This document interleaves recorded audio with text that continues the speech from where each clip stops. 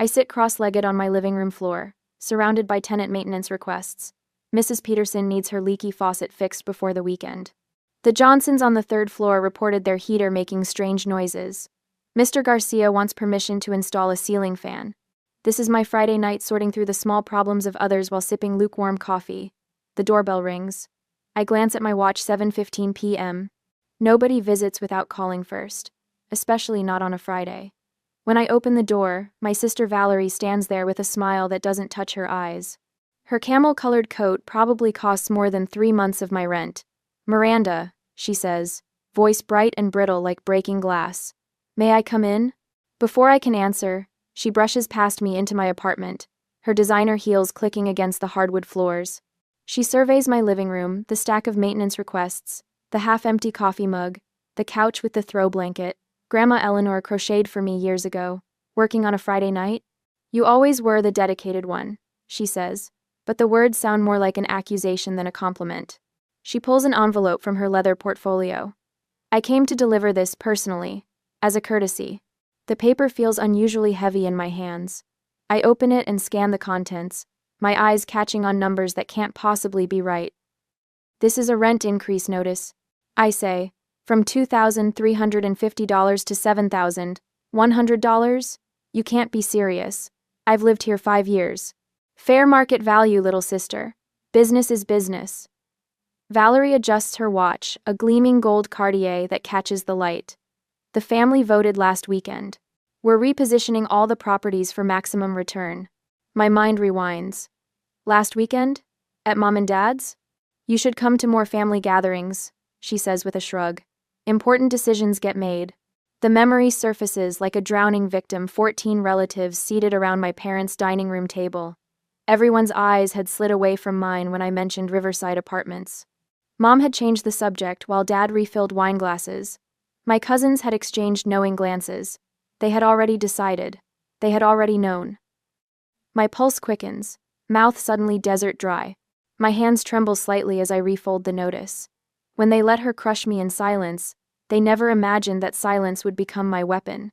I think, the words forming somewhere deep in my mind where fear hasn't reached yet. "You can't be serious," I repeat, voice steadier than I feel. "I've managed this building since Grandma Eleanor died. I've kept the tenants happy, handled repairs, and collected rent. For which the family has compensated you," Valerie counters. "But sentiment doesn't pay dividends." An old memory surfaces Christmas morning when I was 12. Valerie unwrapped a pearl necklace while I received a clearance rack sweater from the discount store. My parents beaming at her, barely glancing at me. "Your sister knows what she wants in life," they'd explained later. "She's looking out for the family's interests." Grandma Eleanor had pulled me aside that same day.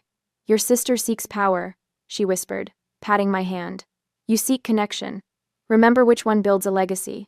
I study Valerie now, her expensive watch, her manicured nails, the subtle logo on her portfolio that matches the one on her law firm's letterhead. The timing suddenly clicks in my analytical brain. 3 weeks after her firm lost the Westridge case. 2 months after she purchased that new house in Oakwood Hills. Part of me wants to beg, to remind her of our shared childhood. Another part knows it would be pointless. "I'll need to review this with my attorney before responding," I say, surprising myself with the firmness in my voice. Valerie laughs, the sound sharp enough to cut. "What attorney would waste time on this? The building's legally mine. The transfer papers were signed last month." My stomach plummets. This isn't just about my apartment, it's about my home, my dignity, my last connection to Grandma Eleanor. It's about Mrs. Simmons in 2B who lives on Social Security and bakes cookies for everyone at Christmas. It's about Mr. Peterson, who's been here 40 years and knows every creaking floorboard by name. "Mom and Dad know about this?" I ask, though I already know the answer. "Of course," Valerie says, checking her watch. "Your sister manages all the family assets." She mimics our father's authoritative tone. She knows what she's doing. The smile that spreads across her face isn't about money. It's about winning. About finally removing me completely from Grandma Eleanor's legacy. My phone buzzes. A text message from Mrs. Simmons. "Come down for tea, dear. You look upset." I saw Valerie arrive. The old woman has lived in the building for 40 years. She was Grandma Eleanor's best friend long before she became mine. She sees everything from her window overlooking the front entrance. Valerie notices the message. The tenants aren't your concern anymore, she says, gathering her portfolio. I'll handle communications going forward. Mrs. Simmons has lived here since before we were born, I say. Grandfather clauses are for sentimental fools, Valerie replies. The market doesn't care about Christmas cookies and rent that's decades below value. Grandfather. Mrs. Simmons appears in my doorway, her silver hair neatly pinned back, wearing her usual cardigan and sensible shoes. She carries her favorite teapot on a small tray. I thought we could use some chamomile, she says, not waiting for an invitation to enter. At 72, she's earned the right to ignore certain social norms. Valerie's dismissive glance bounces off the older woman like rain off a windshield. Mrs. Simmons, Valerie says with practiced politeness. We were just discussing some business matters. I heard, Mrs. Simmons says, setting down her tea tray. She straightens her spine to her full 5'2" height. I knew your grandmother for 50 years, Valerie. What would Eleanor say about this? For a moment, Valerie's perfect mask slips. Then she recovers, smooths her coat, and heads for the door. 30 days notice, Miranda. It's all perfectly legal. When the door closes behind her, Mrs. Simmons pours tea into 2 cups with steady hands. Some battles need preparation, not immediate confrontation, she says, handing me a steaming cup. Eleanor faced vultures like this her whole life. She taught me how to handle them. Sanger. The chamomile's gentle aroma grounds me, slowing my racing heart. A thought forms, crystallizing from the fog of shock and anger. I need to check Grandma's old papers, I say. Mrs. Simmons smiles. I was hoping you'd say that. I stare at the cardboard box on my living room floor, throat tight with a mix of grief and anticipation. 2 days after Valerie's bombshell, I finally gathered the courage to retrieve Grandma Eleanor's financial records from my storage unit. Dust motes dance in the sunbeam cutting across the room as I lift the first folder. The pages inside tell a story I never imagined. Bank statements, property deeds, email printouts. Each document reveals another piece of Valerie's systematic dismantling of Eleanor's legacy. An email from Valerie to a luxury development firm catches my eye. Once we secure full control of Riverside, we can begin converting to high-end condos. Initial estimates suggest 300% return on investment within 18 months. My hands shake. The date on the email? 2 weeks after Eleanor's funeral. Another folder contains minutes from a family trust meeting 6 years ago. Valerie had convinced our parents to sell the lake house, the one Eleanor had specifically mentioned wanting me to have someday. Market conditions favor immediate liquidation, Valerie had argued. My parents had agreed without hesitation. For the family's financial security, Dad had said when I questioned the decision. The same justification echoes through document after document. The small inheritance my cousin Thomas received instead of the antique shop Eleanor promised him. The vacation property in Maine that disappeared into family investments, Valerie controlled. The retirement fund contributions for longtime family employees that were restructured into company expansion under Valerie's supervision. Mrs. Simmons knocked softly before entering with a tray of sandwiches and tea. Her eyes widened at the papers surrounding me. I found rental increase notices for all the senior tenants, I say, voice hollow. She's targeting everyone, not just me. Mr. Peterson's would jump to $5,800. Mrs. Daniels to $6,450. You. Don't worry about me, Mrs. Simmons says, setting down the tray. What else have you found? I hold up a handwritten note in Eleanor's distinctive script. Riverside must remain in the family. The legacy must be protected. The paper feels warm in my hands, like a message from beyond. She knew, I whisper. She knew what Valerie would try to do. While Mrs. Simmons pours tea, I continue sorting through the folders. A pattern emerges, Valerie positioning herself since before Eleanor's illness. Small transfers. Legal document revisions. Quiet consolidation of authority while everyone looked the other way. Your grandmother was no fool, Mrs. Simmons says, handing me a steaming cup. She watched Valerie for years. The realization hits me like a physical blow. Eleanor wasn't just being kind when she asked me to help with her financial records during her final months. She was preparing me, training me. The weekends spent reviewing property maintenance costs, the afternoons learning about tax assessments, she was arming me for this moment. I slumped back against the couch, worldview tilting on its axis. My parents never saw me as Valerie's equal, did they? Mrs. Simmons' silence is answer enough. Every family gathering now plays differently in my memory. The Christmas dinners where my law school application was dismissed, while Valerie's firm partnership made the toast. The summer barbecues where my property management certification warranted a nod while Valerie's smallest court victory earned champagne. The Thanksgiving when I announced my promotion to building manager and mom quickly changed the subject to Valerie's new Mercedes. I've been so blind, I whisper. Not blind, Mrs. Simmons corrects. Just trusting. There's a difference. I sit up straighter, methodically sorting the papers into new piles. No longer chronological but strategic.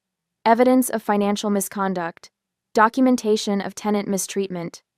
Records of property ownership and transfer. She always waits until people are vulnerable. I say, recognizing the pattern in Valerie's timing. She struck after Eleanor's death, after Thomas's divorce, after the Petersons' medical bills. Mrs. Simmons nods. Predators target the wounded. But being a lawyer doesn't make her invincible, I continue, thoughts crystallizing. It just means I need to be more prepared. The phone rings, and Valerie's name flashes on the screen. I answer the speaker. You have a week to decide, she says without preamble. I'm being generous in giving you notice at all. The market won't wait. I'll need more time to review everything, I reply, voice steadier than I feel.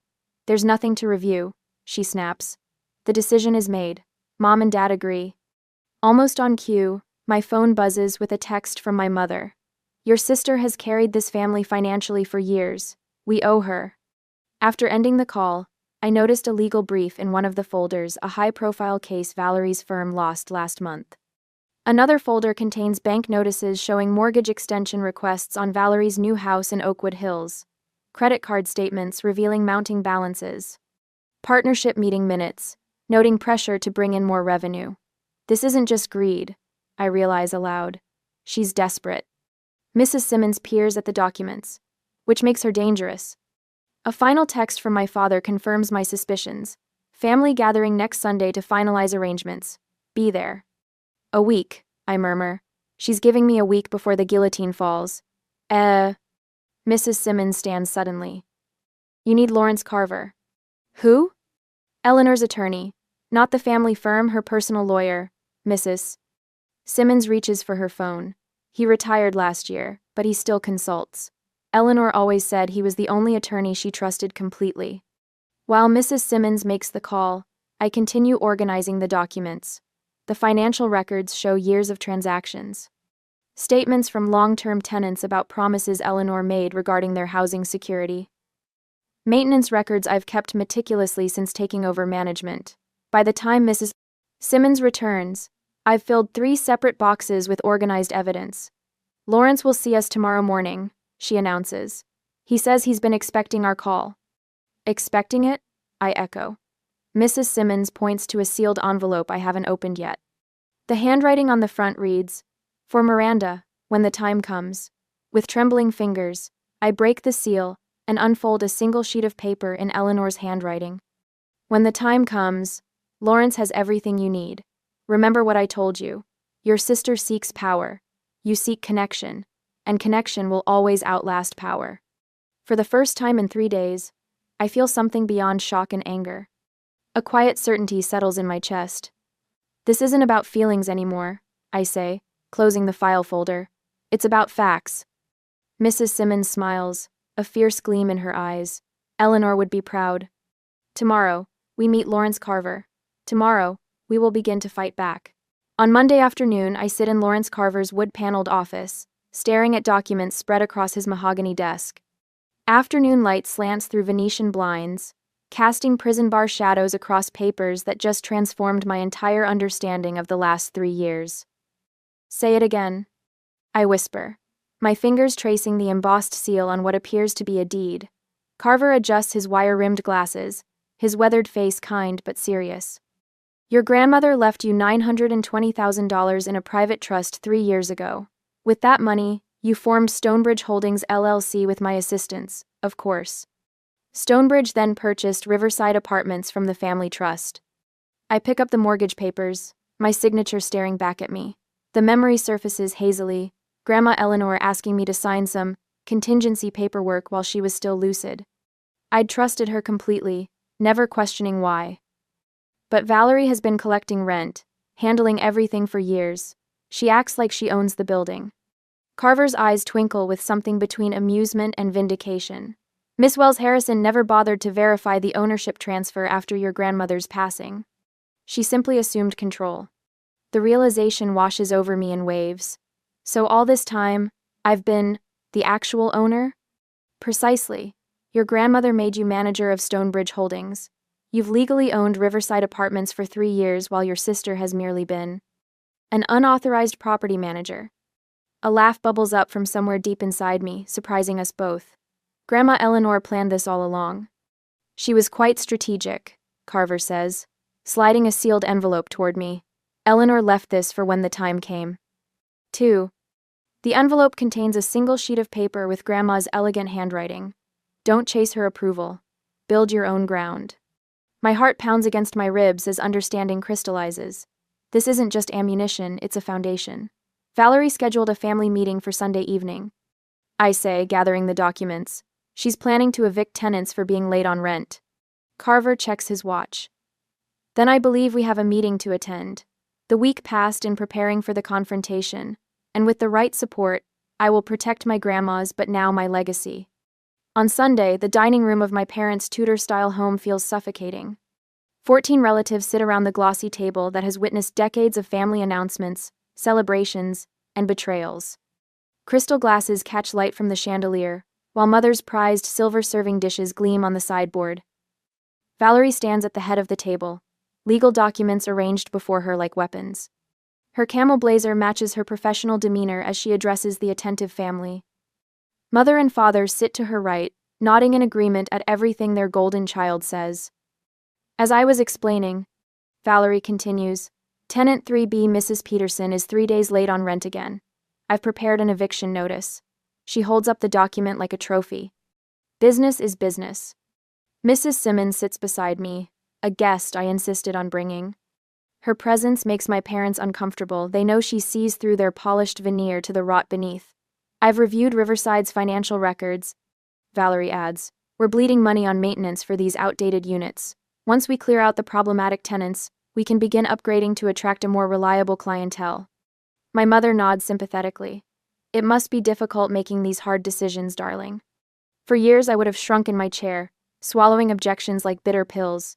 But something has shifted inside me, knowledge replacing uncertainty, strength displacing fear. Actually, I say, my voice clearer than I expected. I've reviewed the records with my attorney. The room falls silent. Valerie's smile freezes on her face. What attorney? The doorbell chimes, perfect timing, orchestrated by Mrs. Simmons' text message sent under the table. My father frowns, excusing himself to answer. When he returns, Lawrence Carver follows behind, a leather portfolio tucked under his arm. Recognition flashes in my mother's eyes. She knows exactly who Island. This is Lawrence Carver, I announced, legal counsel for Stonebridge Holdings LLC. Valerie's smile vanishes completely. What's going on, Miranda? Carver places his portfolio on the table, extracting documents with methodical precision. I represent Miss Wells in her capacity as owner and manager of Stonebridge Holdings, which purchased Riverside Apartments 3 years ago from the family trust. The room erupts in confused murmurs. My father's face reddens while my mother's pale to the color of her bone china. That's impossible.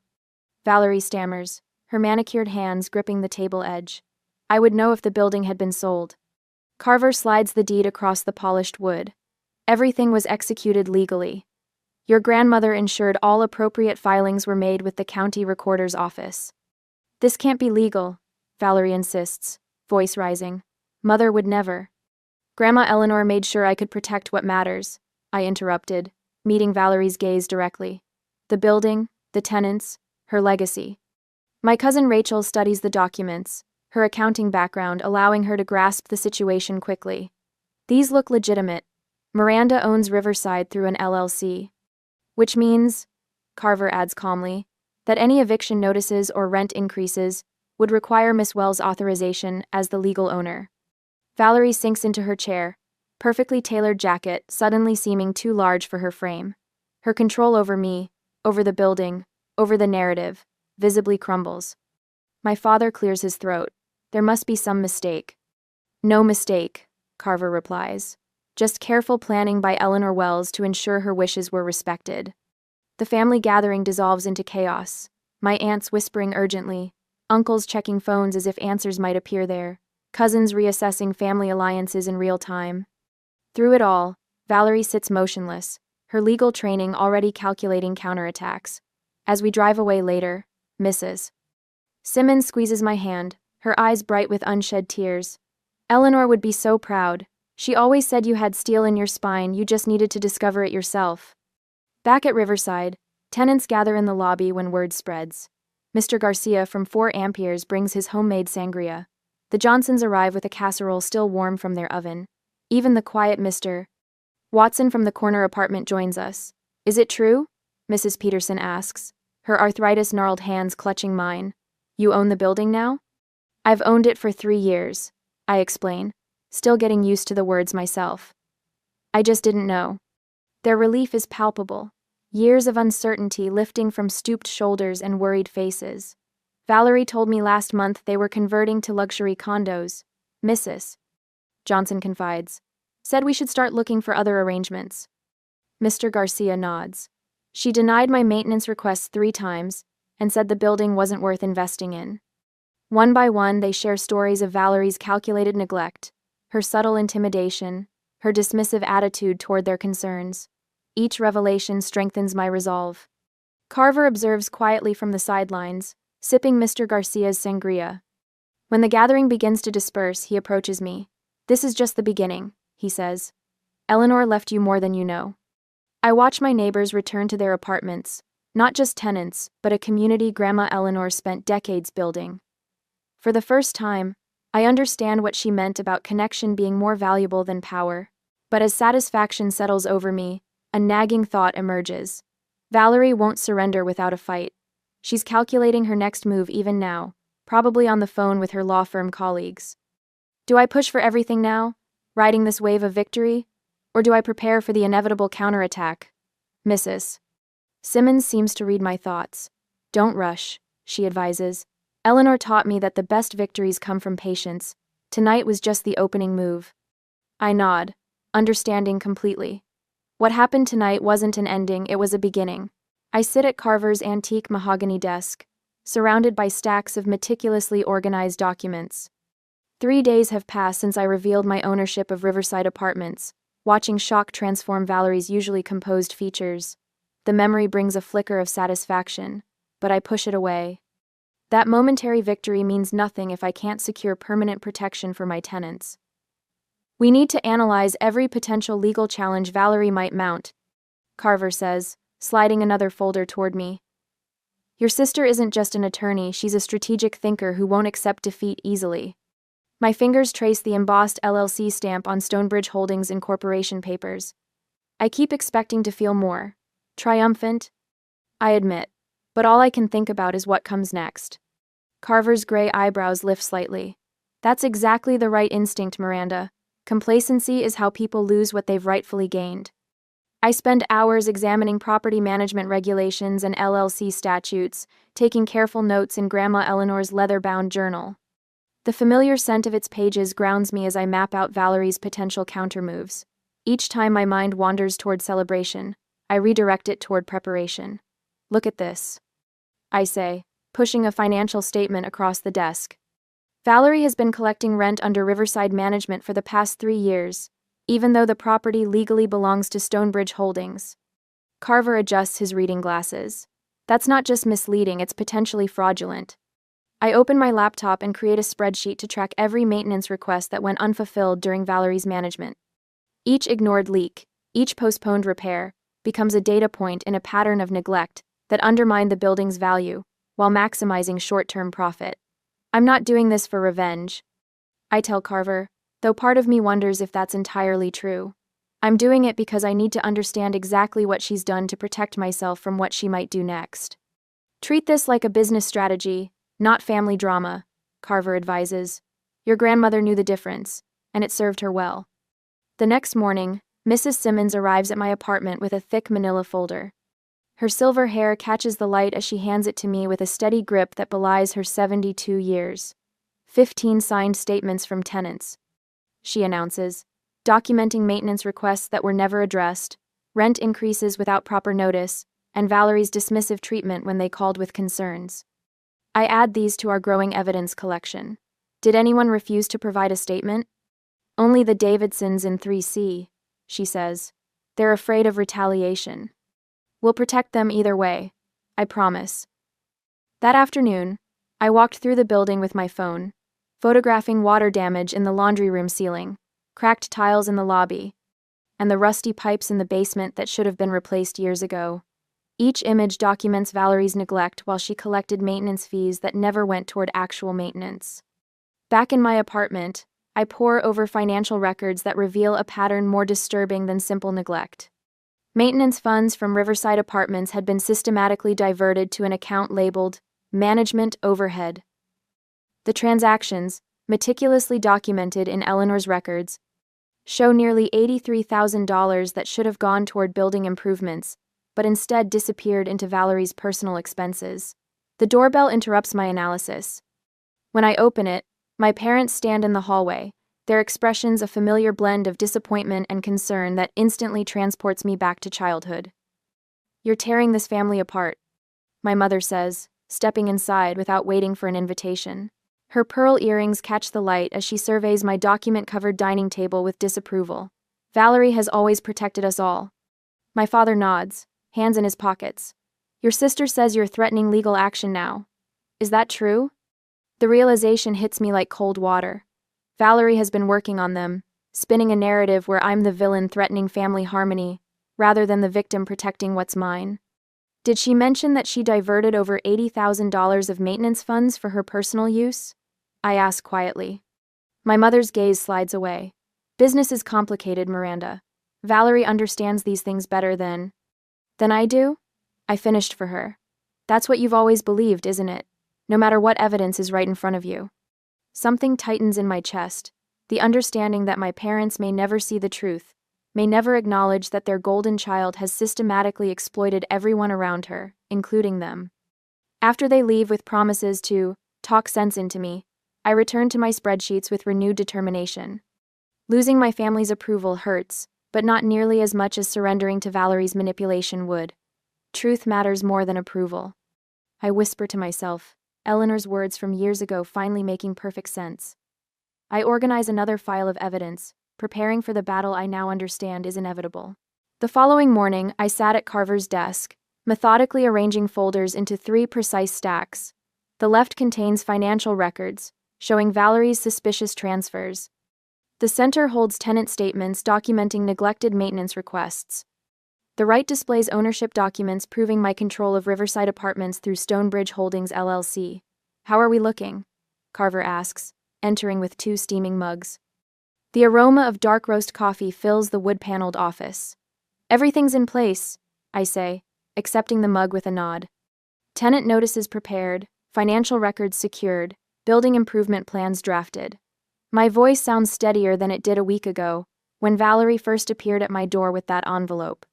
Carver settles into his leather chair, the material creaking beneath his weight. "Your grandmother would approve. This isn't just about keeping an apartment building, Miranda. It's about honoring a legacy." I run my finger along the edge of Eleanor's handwritten notes. Her elegant script details every precaution she took to protect what mattered to her. "Valerie thinks this is about money. It never was." "That's her fundamental mistake," Carver says, tapping a pen against his legal pad. "She can't fight what she doesn't understand." The afternoon sun casts long shadows across the office as we work. Mrs. Simmons calls twice to report her progress organizing the tenant meeting. Mr.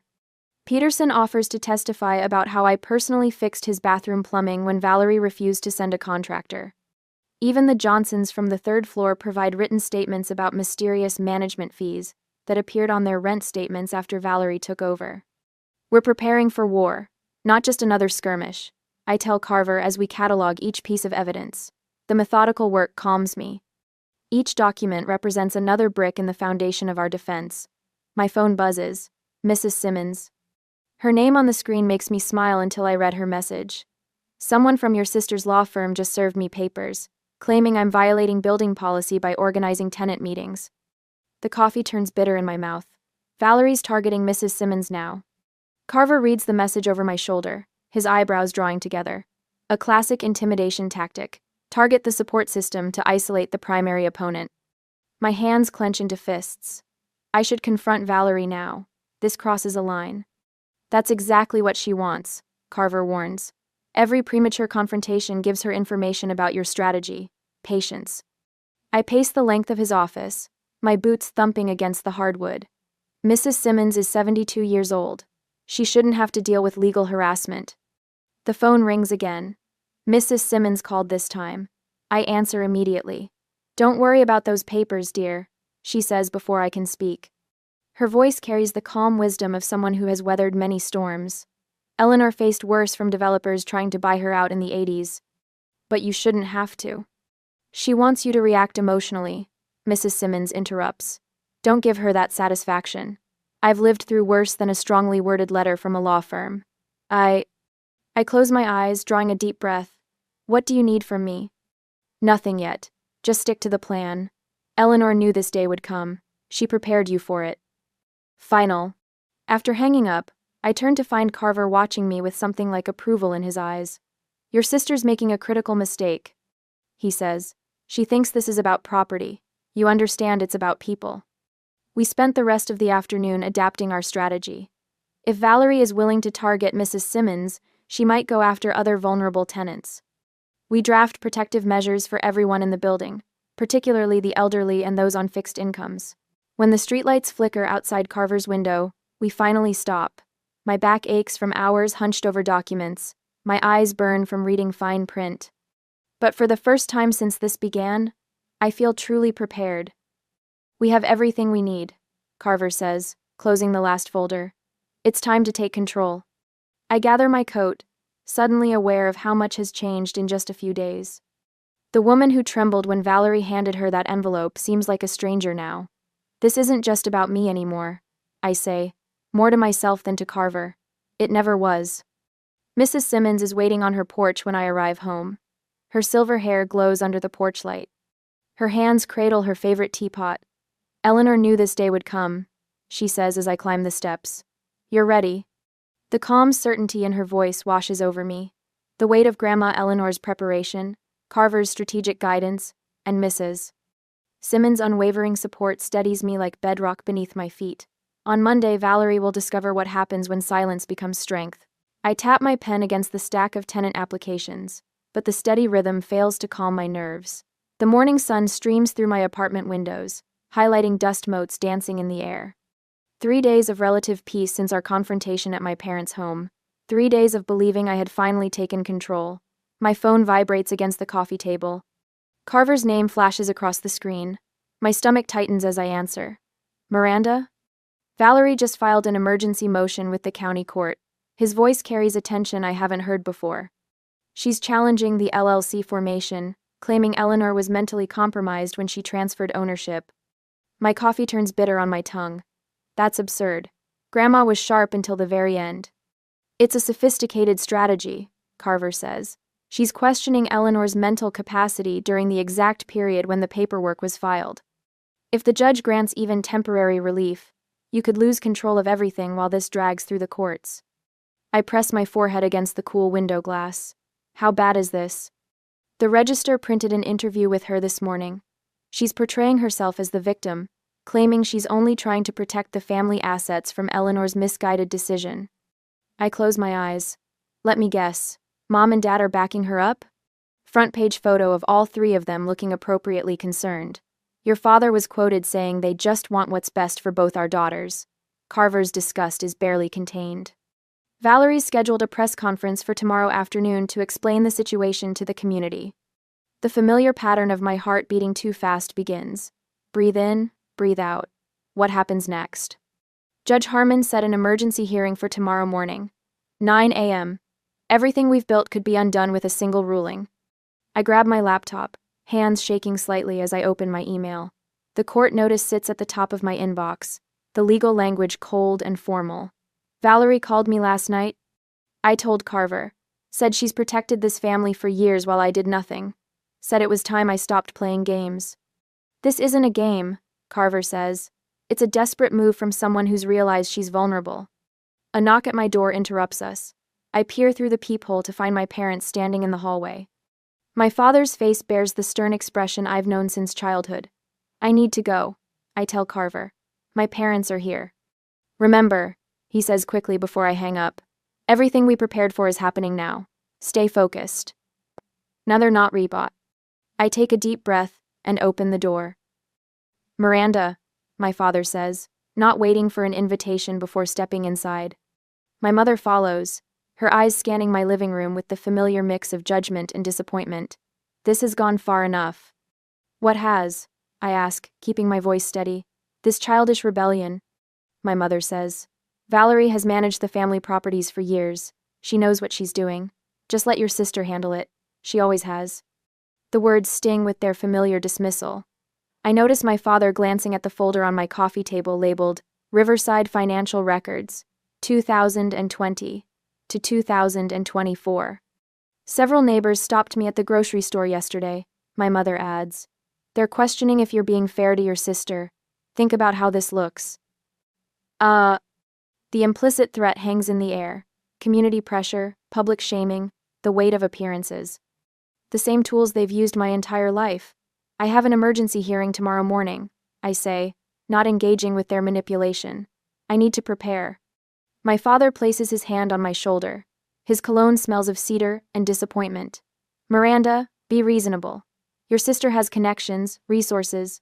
This will only end badly for you. When they finally leave, promising to pray I come to my senses, I collapse onto my couch. My phone buzzes again, a message from Mrs. Simmons. Come down for tea when you're ready. I heard everything. 20 minutes later, I'm seated at Mrs. Simmons' kitchen table, surrounded by photographs of her grandchildren and the faint scent of cinnamon. She pours tea from her mother's floral pot while I outline Valerie's legal strategy. Eleanor anticipated this, Mrs. Simmons says, pushing a plate of shortbread cookies toward me. That's why she had you keep such detailed records of every repair, every conversation. Carver says we have everything we need, I say, but Valerie's entire career is built on winning cases like this. Mrs. Simmons squeezes my hand.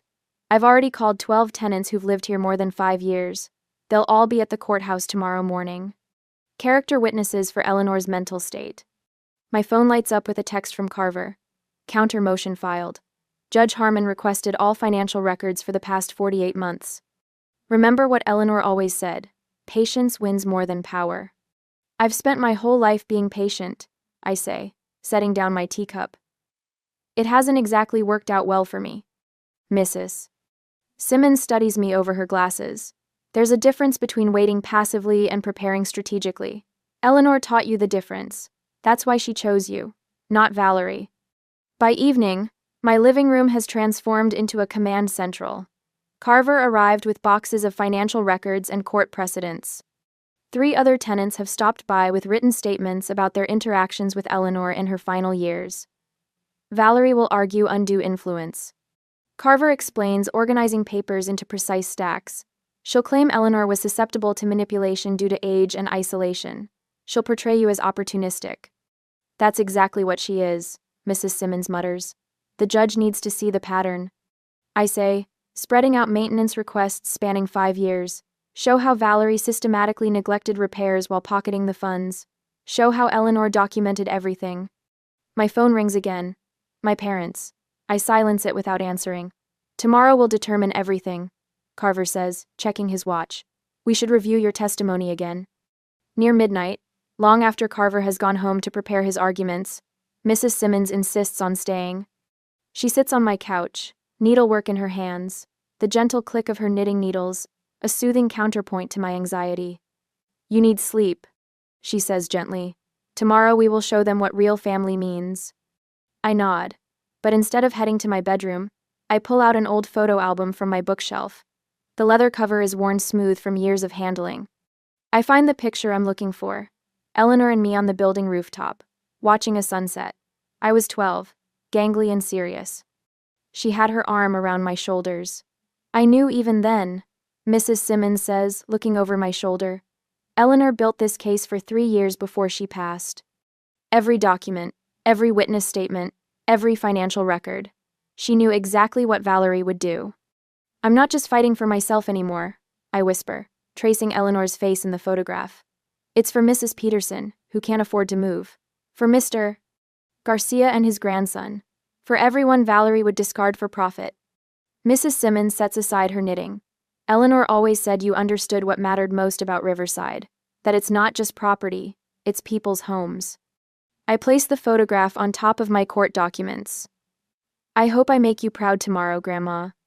Outside my window, the city lights twinkle against the darkness. Tomorrow morning, Judge Harmon will hear both sides. Tomorrow, everything changes, one way or another. I take a deep breath and begin reviewing my testimony one last time. The following morning, I grip the edge of the wooden table, knuckles turning white as Judge Harriman adjusts her glasses. The courtroom buzzes with anticipation.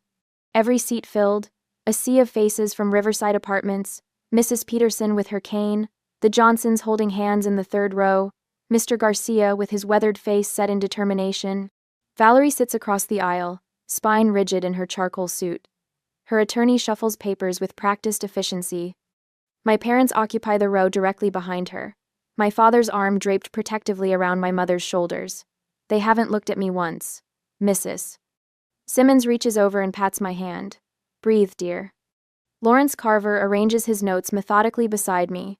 Remember what we discussed. Let the evidence speak. The bailiff calls the court to order, and Judge Harriman begins. This is an emergency hearing regarding ownership and management rights of Riverside Apartments. I understand there are time-sensitive matters at stake. Valerie's attorney stands, James Preston, from her firm's litigation department. His voice fills the courtroom, measured and authoritative. Your Honor, we contend that Stonebridge Holdings LLC was formed under questionable circumstances. Mrs. Eleanor Wells was 82 and suffering from declining health when these documents were executed. We have medical records indicating she was taking prescription medications that could impair judgment. He presents documents to the court with flourish. Furthermore, Miranda Wells has limited business experience and no legal training. Her grandmother was clearly subject to undue influence during a vulnerable period. My stomach knots. They're attacking Grandma Eleanor's mental capacity, something so precious to her. I breathe slowly, remembering her voice. Patience outlasts power. Preston continues. The Wells family has managed these properties for decades. Valerie Wells Harrison has the professional expertise to maximize returns for all concerned parties.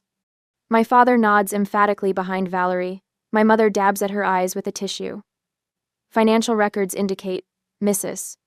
Wells Harrison has increased property values by 23% through professional management. This last-minute claim by Miranda Wells threatens the financial security of the entire family. Judge Harriman turns to Carver. Your response, counselor? Carver rises slowly, deliberately. His movements are measured, but his voice remains commanding. Your Honor, I served as Eleanor Wells's attorney for 34 years. I was present when Stonebridge Holdings was formed, and when Eleanor Wells transferred ownership of Riverside Apartments to that LLC. He lifts a video tablet. Rather than tell you about Eleanor's mental capacity, I'd like her to speak for herself. The courtroom stills as Carver connects the tablet to the display screen. Eleanor appears, seated in her living room, date stamp showing 3 weeks before she passed away. I, Eleanor Marie Wells, being of sound mind and body, make this statement freely and without coercion. Her voice, though softer than in her prime, carries the same clarity and purpose I always remembered. I wish to explain my decision regarding Riverside Apartments. She adjusts her glasses, the same gesture Judge Harriman made minutes earlier. I built this property 52 years ago with my husband Charles. For decades, it has provided homes for working families and seniors on fixed incomes. My granddaughter Miranda has demonstrated the commitment to continue this legacy. A tear escapes despite my determination to remain composed. Mrs. Simmons squeezes my hand. Eleanor continues, I am transferring ownership to Stonebridge Holdings LLC, which Miranda will manage. I do this with full awareness of my actions and their consequences. The video continues with Eleanor answering questions from Carver about her decision, her answers lucid and detailed. When it ends, the courtroom remains silent. Carver produces a thick binder.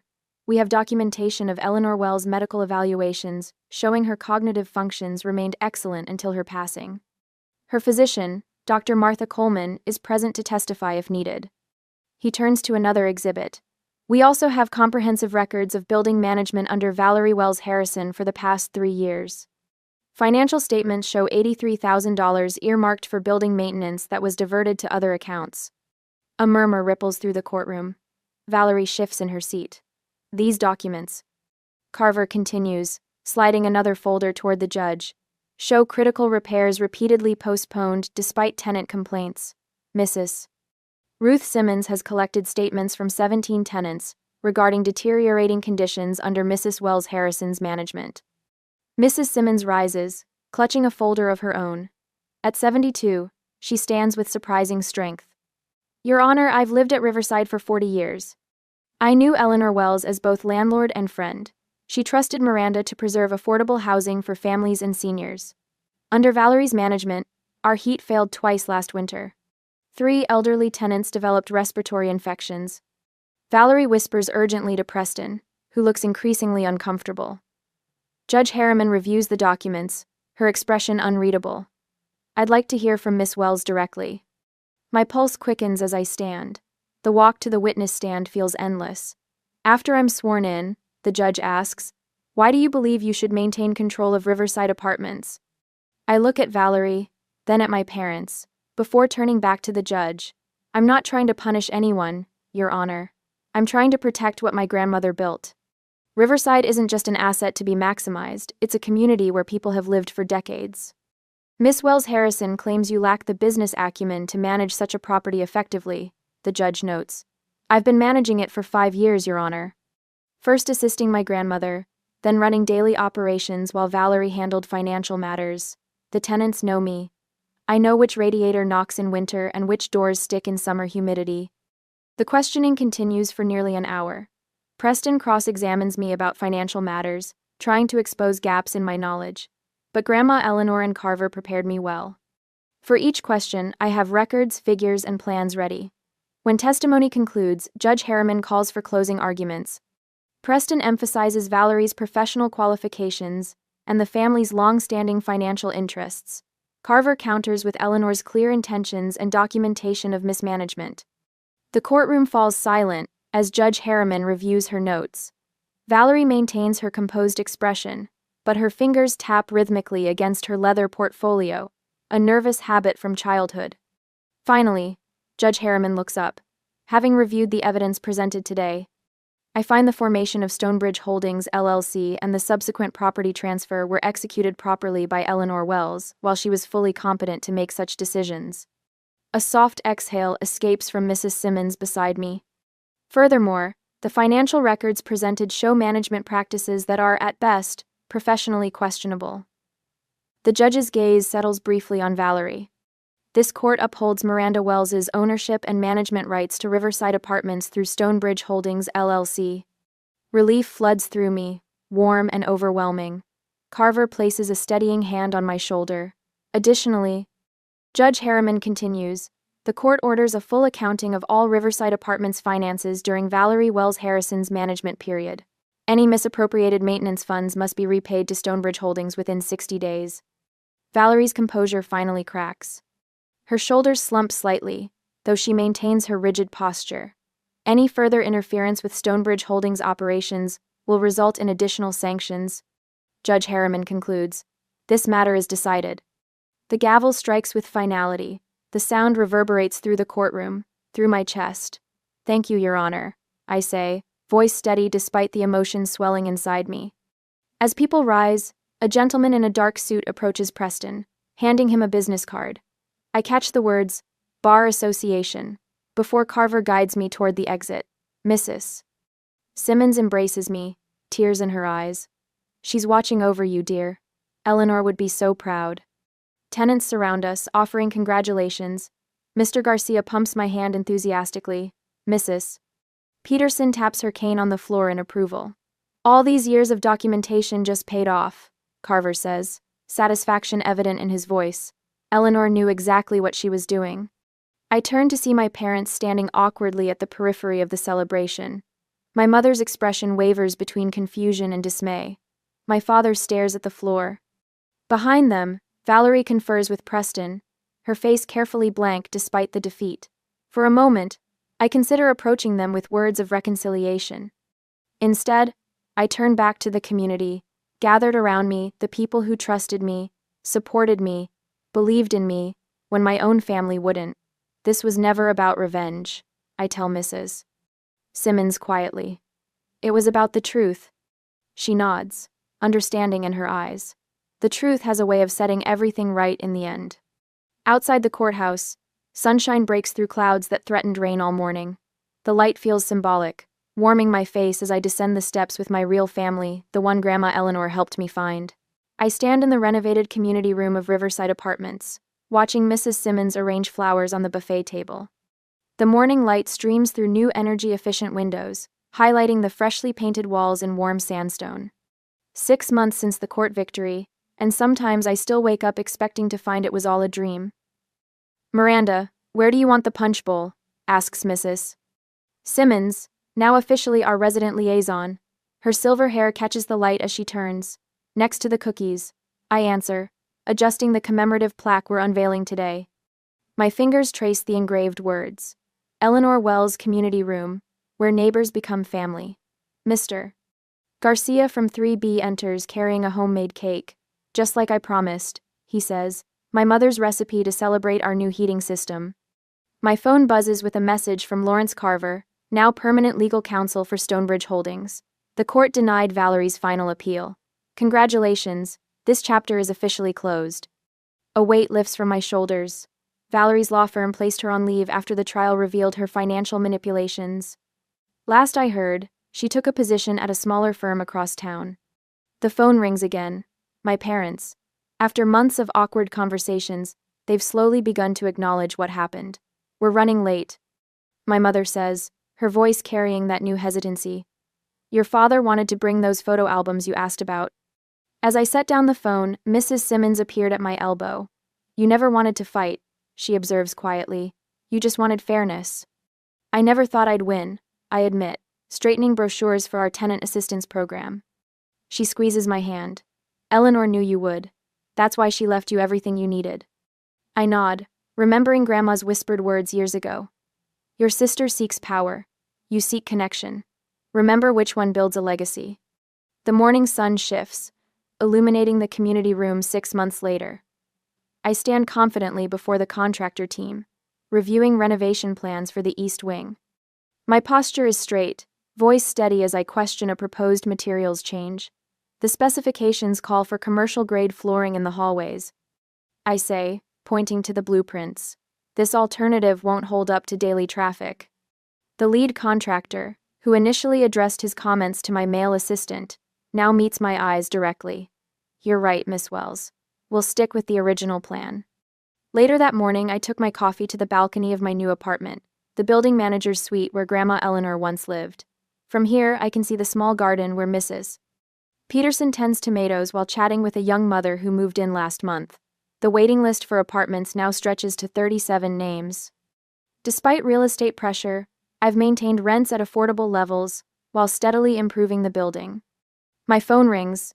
Marissa, a young property manager who's been shadowing me. "The bank approved the Hawkins family for the payment plan," she reports. "Just like you suggested." "Excellent," I replied. "Remember what I told you. A building is bricks, a community is people," she finishes. In the afternoon, Mrs. Simmons finds me reviewing applications for our housing assistance program. "You're not just maintaining a building," she says, settling into the chair across from my desk. "You're building a home. Eleanor would be proud." Through my window, I spot Valerie's car pulling up to the curb. Her designer clothes were replaced with something more subdued, her posture less commanding. Our eyes meet briefly before she continues down the street.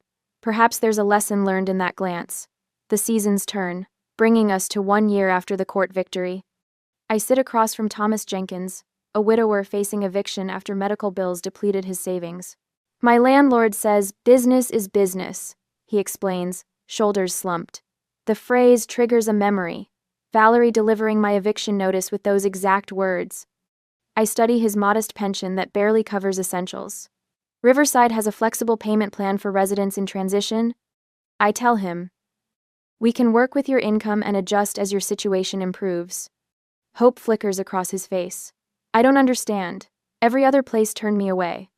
Riverside operates differently, I explain. My grandmother taught me that property isn't just an asset on a balance sheet. That evening, during our monthly community gathering, I watched 3 families who might otherwise be homeless share a meal in our community room. The Eleanor Wells Community Fund, now directed by Mrs. Simmons, has helped 17 households find stable housing this year. Property owners from neighboring buildings mingle with tenants, interested in our model. Your grandmother's vision is spreading, Mrs. Simmons whispers.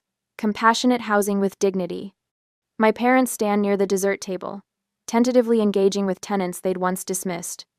Our relationship remains formal, but the rigid silence between us has softened into something that might, with time, heal. As the gathering winds down, I climb to the rooftop garden. The sunset bathes the neighborhood in amber light, highlighting the small improvements that have transformed Riverside. Grandma Eleanor's voice seems to whisper on the evening breeze. Power without compassion is just control. I take a deep breath, at peace with my choices. When people show you who they are, believe them, but leave room for them to become better. That's the true legacy Grandma Eleanor left me, more valuable than any property deed.